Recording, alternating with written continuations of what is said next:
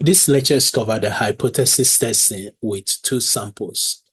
Our main objective is to perform a t-test to test the mean of the difference for a population of paired data. So this will be a dependent sample paired data. So in order to perform a two-sample hypothesis test with dependent samples, the difference between each data pair is first found, which is D equal to S1 minus S2. That's the difference between the entry for the pair data or the data pair. Then next, we need to find the test statistics, which will be the D bar or the mean of D. So it will be the sum of all the D divided by N. N will be the number of entries or the sample size, I would say. So three conditions also are required to conduct the test. First, of course, the samples must be randomly selected. Secondly, the sample must be dependent. Then both populations must be normally distributed. So if these conditions are met, then the sample distribution for the D bar is approximated by a T distribution with N minus 1 degree of freedom, where again, N is the number of data pairs, or I would say the sample pairs. So there's some few symbols we should know here. The first symbol is lowercase n. Lowercase n will be the number of pairs of data. Most of the time we represent it as a sample size. Then D lowercase d will be the difference between the entries for the data pair. Then we also have a mu d. This mu d is the hypothesized mean of the difference of the paired data in the population. Then we have the D bar. The bar will be the mean of the difference between the paired data entries in the dependent samples, and always equal to the sum of D divided by N. Then we also should know the SD, which is the standard deviation of the difference between the paired data entries in the dependent sample. And the formula is given as square root of the difference of D minus D bar, or square sum divided by N minus 1, which also is the same as saying the sum of D square minus sum D or square over N divided by N minus 1. So the test statistics is D bar again, which is the sum of D over N, and also the standardized t-test or the test statistics is T equal to D bar minus mu D over standard deviation divided by square root of N. Now, degree of freedom is N minus 1. Now, let's go step by step. The first step here, this is the steps for hypothesis testing. We always start with stating the HO and HA. HO is always the cream. So we state the cream mathematically, then identify the null and also the alternative hypothesis, which is HO and HA. Then secondly, we have to specify the level of significance, which is the alpha.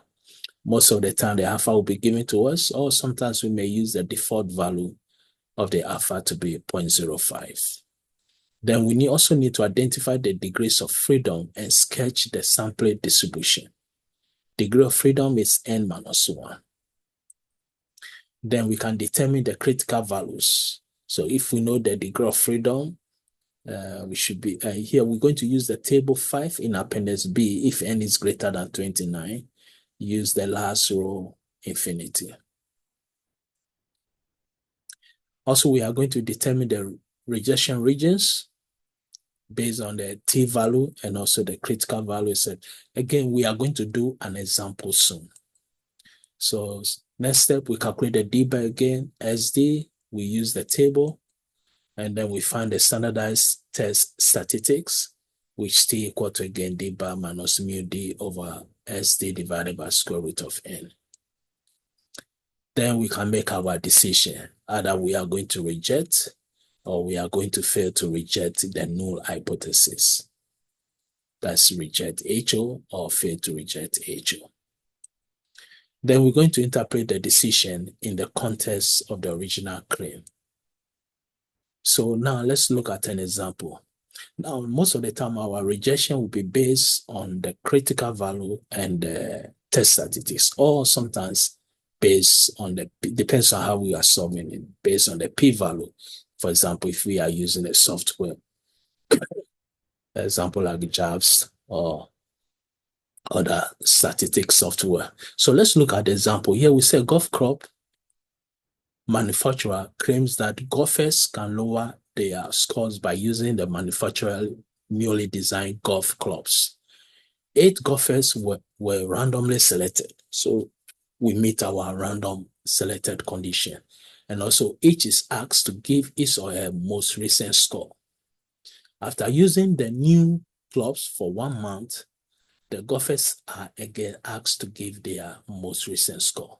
So this would be a pair data or a pair sample because it's the same. So this is the data here, golfer 1, the old score is 89, the new score is 83, up to 8.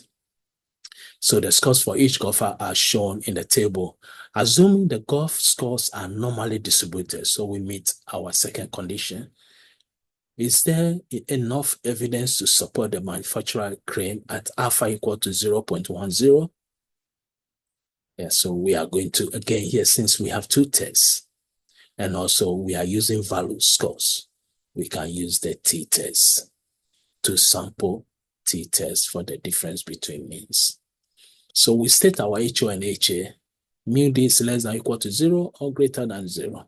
Alpha is given to be 0.10. Degree of freedom will be n minus 1. So n is 8, 8 minus 1 is 7. So the next step, again, here we sketch our graph, but we need to find 1.415. We're using the table. Also 0.110 is based on again, our alpha value. So let's see. First, we find the test statistics, but before that, we need our D value. So we have our old values, we have our new values, the difference of the old and new will give us the D. Then we also need a D square. So example, finding the standard deviation, we need D square. So all the D values we have, we square the values here. Now, as we said earlier, D is the difference between the old and new values for each score or each golfer score. So we know the sum of D and the sum of D squares given. So now we can find the D bar, which is sum of D divided by N. So it will be 13 divided by 8, give us 1.625. Then next we find the SD, which is square root of the sum of D square minus sum D or square over N minus 1. So we already have the values, we plug in all the values, and our SD gives us 3.0677.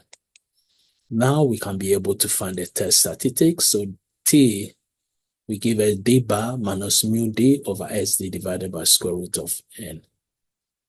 And we plug in all the values. Now we look at the T value, which is our test statistics. It's 1.498. Our critical value is 1.415. So we can see that our test statistics value is greater than our critical value, which means it fell in the blue area. So this should be rejection region. So we can see we reject HO. Now, if it fell in the brown area, 90% risk, then we will fail to reject HO. So now let's interpret the result. We say at the 10% level of significance, the result of this test indicates that after the golfers used the new clubs, their scores were significantly low. So that will be the conclusion of these lectures. In these lectures, we learn how to perform a t-test to test the mean of the difference for a population of pair data. Sometimes we use the dependent sample. Now with t-test, we have 3 different types of testing.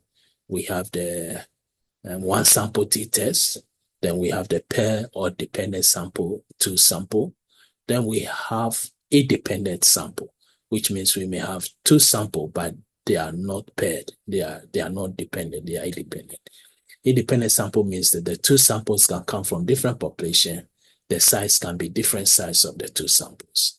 But with a pair sample or pair data, the samples must be the same size and must come from the same population. As we saw in our example, the Gophers, they are the same Gophers for the first scores and the old score, and they are the same Gophers for the new score. So again, wish everybody the best, and we end it here.